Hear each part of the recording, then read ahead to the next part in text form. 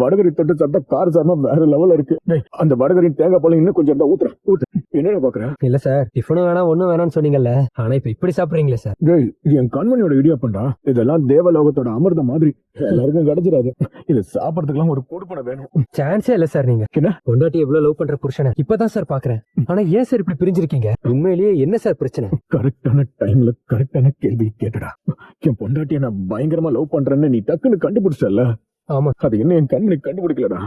அதான் பிரச்சனை. அப்போ உங்ககிட்ட சொல்ல வேண்டியதானே சார்? அதத்தான் இப்படி பேசுறது நியாயமே இல்ல. ஏன் பின்ன வேலை செய்யறதுக்கு ஆள் இல்லன்றீங்க, ஹெல்ப் பண்ணலான்னு வந்தா மிரட்டுறீங்க. நீ இது வரைக்கும் பண்ண ஹெல்ப் எல்லாம் போதும். முதல்ல இடத்த காலி பண்ணு. முடியாது. என்ன மிரட்டுறியா? உன் திமிரெல்லாம் வேற யார்கிட்டயாவது வச்சுக்கோ, என்கிட்ட வேண்டாம். நான் உங்ககிட்ட சண்டை போடுறதுக்காக வரல, சமையல்ல ஹெல்ப் பண்ணலான்னு தான் வந்தேன். நீங்க தான் தேவையில்லாம பிரச்சனை பண்ணிட்டு இருக்கீங்க. இதுக்கு மேல உனக்கு மரியாதை கிடையாது. ஒழுங்கா வெளியில போயிடு. என்ன பயமுறுத்துறீங்களா? இதுக்கெல்லாம் அடங்கி போறதுக்கு நான் ஒண்ணு கண்மணி மாதிரி பொண்ணு இல்ல. ஏய், முதல்ல நீ பொண்ணே இல்ல. நீ எல்லாம் பெண்மைக்கே களங்கம், அசிங்கம். முதல்ல நீ என்ன நிலைமையில இந்த வீட்டுக்குள்ள வந்தது கொஞ்சம் நினைச்சு பாரு. உனக்கு உயிரும் மானமும் கண்மணி போட்ட. சார், நீங்க எதுக்கு சார் வெளியே வந்தீங்க? சார் உள்ள போங்க சார், யாராவது பாத்திர போறாங்க. உள்ள போங்க சார். நீங்க பார்த்தா என்னடா, இது உன் வீடு, இது பப்ளிக் ரோடு. அது மட்டும் இல்லாம நான் இந்த நாட்டோட குடிமகன். ரோட்ல நடக்க கூட உரிமை இல்லையா?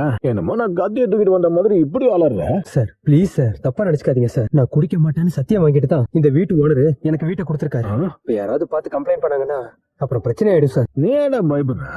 நீ எவ்வளவு கம்ப்ளைண்ட் பண்ணி குடிக்கலன்னு அவர் மண்டையில அடிச்சு நான் சத்தியம் மாட்டாடா. ஐயோ, புரிஞ்சுக்க மாட்டேங்கிறீங்களா சார்? இப்ப